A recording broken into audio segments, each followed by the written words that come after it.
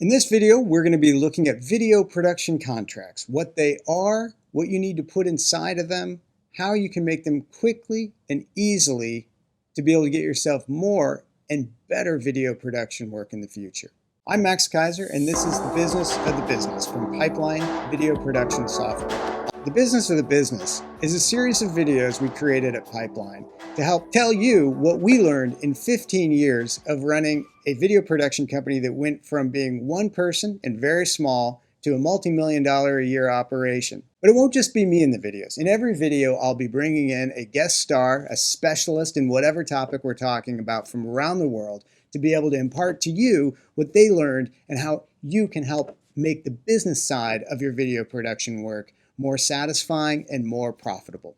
We're going to have a guest today, the esteemed Chris Donaldson, executive producer and founding partner of moment.film. You can check out moment.film's stuff at moment.film. Amazing video content. Chris has done tons of different contracts for small nonprofits all the way to multinationals like Microsoft, Amazon, Zulily. He's worked with them all, done contracts with them all. Chris is going to give us the insight into what goes into his contracts, what he looks for, how he gets them done quickly. This is our first video, but we'll be making one each week, so subscribe using the link down below. Also, for this video and many of our others, we'll have free content for you. In this case, free contract templates for true deal memos, statement of works, COVID hold harmless release forms, all kinds of things. You can find them all in links just down below.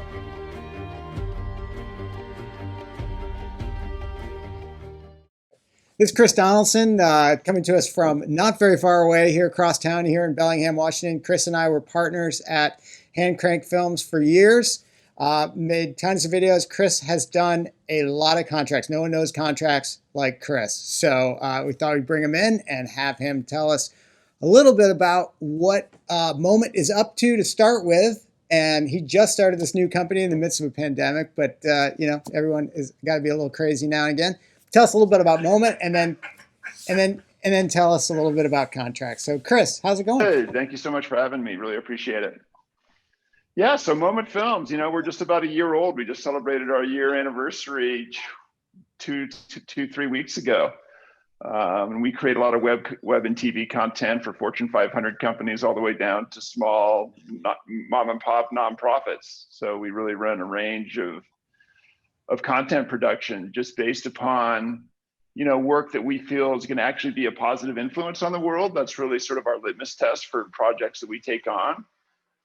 We do a lot of commercial work. We're delving into some documentary work. We're releasing a short film in Q1 of 2021 that we just wrapped and finished a submission on for South by Southwest. So we got a lot of little things happening in our fingers into lots of little pots. What's been interesting about the pandemic, it has forced us to sort of take a reevaluation of all of our systems. It's been a really good time just to take a deep breath and say, hey, how do our processes work? What's our workflow? How can we improve our workflow? And from our perspective, at the very beginning of any good workflow is obviously some sort of definition of what the project looks like, but also that contract piece, which we consider to be vital. So, Chris, tell us about the contracts. What do you put in them? What do you look for in them? How do you put them together? I would say, you know, for us, why we consider, you know, I think that as video producers, we all get super excited about going out there and making the good stuff, you know, obviously shooting the content, getting out there and making that all happen. And that's great. I mean, that's obviously the work at hand for sure. But what the contract is really good at doing is sort of defining, okay, what are we actually doing? I found the contract as a place to really sort of do a reset around the project, because we get, obviously we start by talking to the client, we get the client excited about something, we start talking about what the project might look like, we might even start developing some creative briefs around what that might look like, the proposal, that whole process through to getting that approved verbally. And now it's a time to really sit down and go, okay, you know, we've discussed this, we've had lots of conversations around this, but the contract is a place to really reset around clarity. How can we really add clarity around what we're doing and when we're doing it? So that to me is vital. Just really understanding something as simple as, what are we delivering? I think sometimes that can get lost in a conversation, or maybe not lost, but maybe misunderstood. So, are we delivering a 30? Are we delivering some ancillary 15s? Are we going to deliver all the project, the entire project, on a hard drive and ship that? The contract is a really good place to help both us as a company and our client be on the same page around that. And then, of course, sort of matriculating out of that are the schedules, the budgets, of course, which is the primary piece, who's responsible for what, a variety of different pieces around that just really get everybody on the same page, that you can, once that's executed and signed, you all can march forward in lockstep, which is so important around creative projects of any kind. Awesome. So what would you say are what are the absolute key ingredients that have to be in there that you start with? Well, I think there's three things. The first is, what are we making? Super important. I think that, with your experience in the business, Max, people can often get confused exactly around what something looks like. So just to sit back and really define that in detail, as much detail as possible. Some of our, we have a whole section just around deliverables and what those deliverables are, all the way down to 20 stills, or transcripts from interviews, or hard drives that we're going to dump footage onto. All that stuff is really spelled out in that contract phase. And then, of course, the schedules, what's going to happen and when. That's so important when you're talking about lots of content deliverables, because each one of those content deliverables might have its own independent schedule associated with that. So really spelling that out in detail, and really having your version 1 date, your version 2 date, your final polish date, and then your final delivery date all spelled out around each deliverable is extremely helpful. And again, just provides clarity to the client, so that they know when they're going to receive the first draft of something, for example, so that they can be prepared for that and give you prompt turnaround and the feedback you need to make the project a success. So the contract is really integral to that. And then, of course, the business piece, which is the budget, right? Contract is a great place to just sort of reset around, okay, does this budget really work? Have we really thought this through? Based upon the deliverables that we just walked through, based upon the schedule that we just walked through, does that number still work? And this is your last chance to really sort of negotiate around that before sending it off to the client for approval. So those three elements, right? The schedule, the deliverables, and of course the final number of the budget. Those things have to be clarified in the contract. Awesome. Now, those are more of the firm, tangible items. What about things like creative control? Do you get in there? And I know some contracts people say, what degree of creative control they're going to have, whether or not the client's going to be able to, what the degree of say is going to be over creative control. That's a delicate dance. I think the dance is between covering all those bases in a contract, and making the contract exhaustive, and on the other side, making sure that you push through the contract as quickly as possible with as little resistance as possible. So we try to find a middle ground, right? I think when you're working with a client, especially the first time, that might be helpful, but if you're going to go to a client and say, we retain full creative control over this project, that's probably not going to get your contract signed with most of the clients that we work with. Right. So how deeply you want to spell that out is completely up to you. But I think that executing a contract that's more around collaboration and language that's collaborative is probably the best bet. So we do not include any language like that in our contracts whatsoever. At the end of the day, the client knows that they're going to be able to collaborate with us. They're coming to us as experts. They're looking to us for guidance. But to say that we have absolute say over the creative is not something we include in any written form whatsoever. What about rights? We do not own any rights to the work that we produce on the commercial side. We hand the clients and all the projects that we work on owns everything from the creative all the way down to every piece of the deliverable. So that is another thing that we offer in order to get the client to sign that contract with us. Because oftentimes they don't want to have to negotiate that. A lot of the people we work with are agencies and they have a client. And so their client would never agree to a third party owning anything that they're having created for them specifically. So again, we want to keep our contracts as streamlined as possible while still protecting us as much as possible.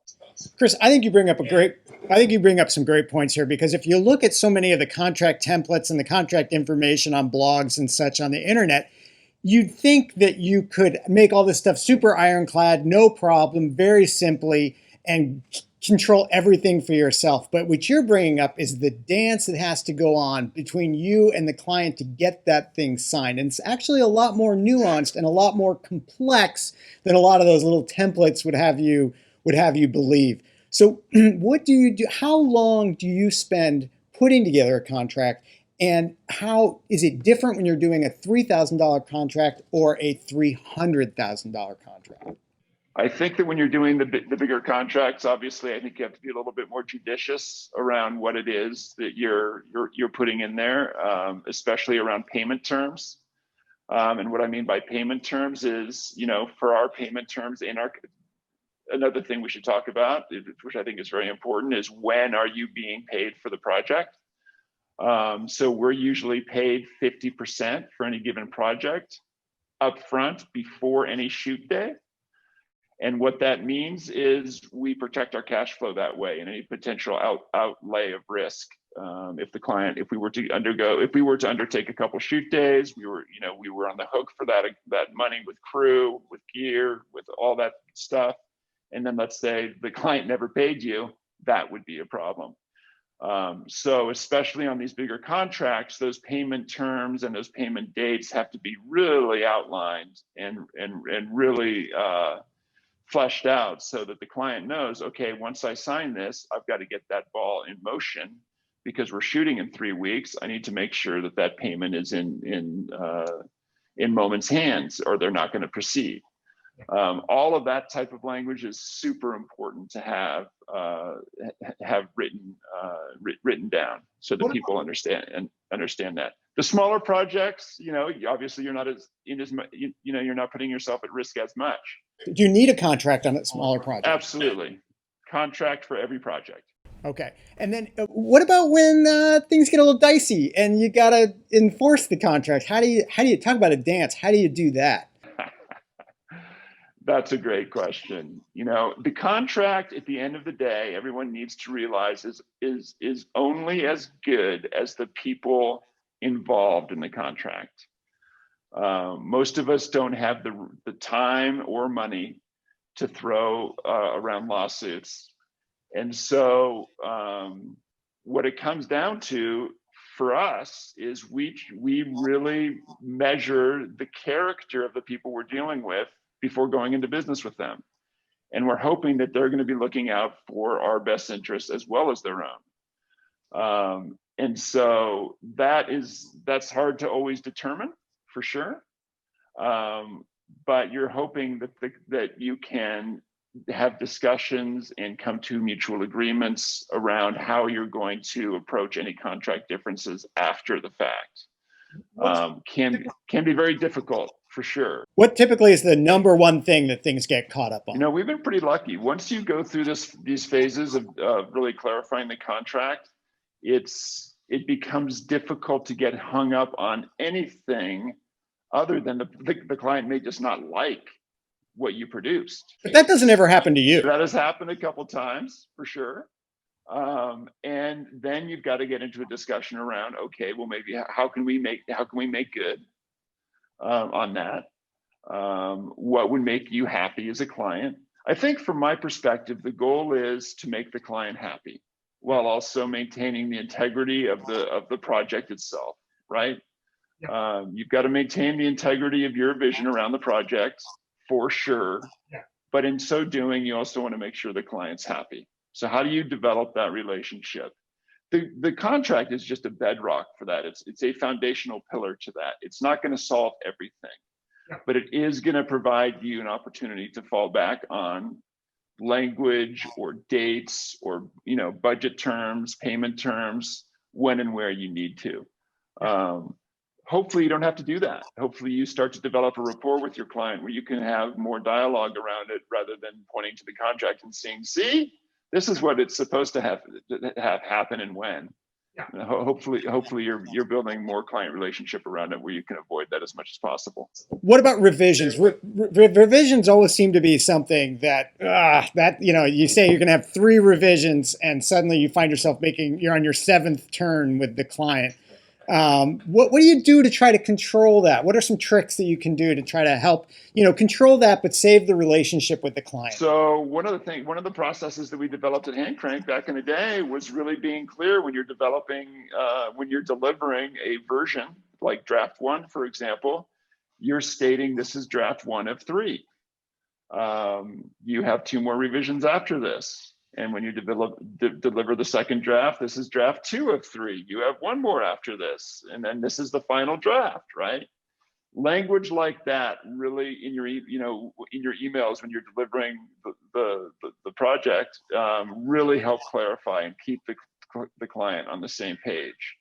Again, if you say, hey man, we said there was only 3 revisions. This is a 4th revision. We're going to have to charge you. Hey, yes, that's always an option. And it should, it probably should be an option that's exercised for sure. But you just have to do it in a tone that's conciliatory and, again, collaborative, so that the client thinks that you're a partner rather than someone who's adversarial to their end goal. So again, as much as I love contracts, they're not the end all be all. They're just a piece to the puzzle that you use to define the success of a project and reach the goals both for yourself and for the client. I'll say one thing. I will tell one horror story. So we signed a contract with an agency, and the agency was owned by 2 partners. We did the project for them. And the client was ecstatic around it. Everyone was really happy. But the agency would not pay us our last portion for the project, the last half of the project. And the reason they wouldn't pay us is because the 2 partners split. And one partner continued with the original company, and the other partner, who was actually the one we had the relationship with, went and started a new company. And so now, who's going to pay you? The new company with the person you had the relationship with, or the company whose name is on the contract, right? Or the person whose name was on the contract. We went back and forth and talked to the lawyers, and we considered hiring lawyers ourselves. Ultimately, we just kept pointing to the contract and saying, look, right here, it says that agency 1 is going to pay us. Therefore, we expect agency 1 to pay us. How the 2 partners, or now split partners, work it out is between the 2 of them. But we expect agency 1. And we just kept driving that point home. We kept pointing to the contract. Here it is. Here it is. Every time someone tried to argue the point, we just said, no, here's what it says. Here's where the signature is. And eventually we were able to sort of thread the eye of the needle there. But it was really helpful to have that piece of paper to keep pointing at and saying, no, this was what we agreed to. This is who agreed to pay us. And not only that, but here's the signature, that validates what we're talking about here. So that's when it really becomes helpful in times like those. Without that piece of paper, how much money would you have lost? Around 25 grand. So a nice chunk. That would really stink. So, well, Chris, this has been just phenomenal. This has been fabulous. And if anybody has any more questions they want to ask of Chris and I on this, we'd be happy to respond and give you some insight. We neither of us are lawyers at all. But you know, we have seen a lot of contracts, and no one does it better than Chris Donaldson. Honestly, just fabulous at putting together deals that clients love and videos that clients just live for. So Chris, we cannot thank you enough for your time, and we're going to have you back again and again, I'm sure. Yeah, so thank you very much, and have a great day, my friend. Yeah, man, be well out there. Keep up the good work. Really appreciate it. Take care. All right, take it easy. Okay, so before we sign off, I just want to cover just a few things you may think about adding to your contract. Some people do, some people don't. One of these is creative control. You may want to mention in the contract what degree of creative control you expect to have over the project. This is tricky because sometimes the client's going to want to retain more of that creative control, and this could become a really thorny wicket with the client, in which case you may want to leave this out. This one's really up to you. An indemnification clause. What is an indemnification clause? Indemnification clause basically says any material they give you, they have the right to give you, that meaning they own it. So if they give you a photo, they've got the rights to that photo before you go put it in the video. Other thing, very critical, rights management. It's important to be able to say, what rights do you have for the video that you are creating for the client? Sometimes you have no rights, sometimes you have all the rights. Again, it's all up to you, but it is also all about what is going to work for the client to make sure that this deal is going to happen. Lastly, client responsibility. Client responsibility is a big one to make sure you get in your contract. What are they on the hook for? Do they have to give you the scripts? Do they have to give you the location? Make sure to cover that really clearly. What degree are they going to be playing in helping you to find the talent? And for that matter, whose responsibility is paying the talent? Whose responsibility are the talent rights? These things are all really important. You'll find a lot of these in our client in the template we have on Pipeline. You'll also find them in the free template down below. We hope you'll subscribe at the link down below. All right, until then, have a great time shooting.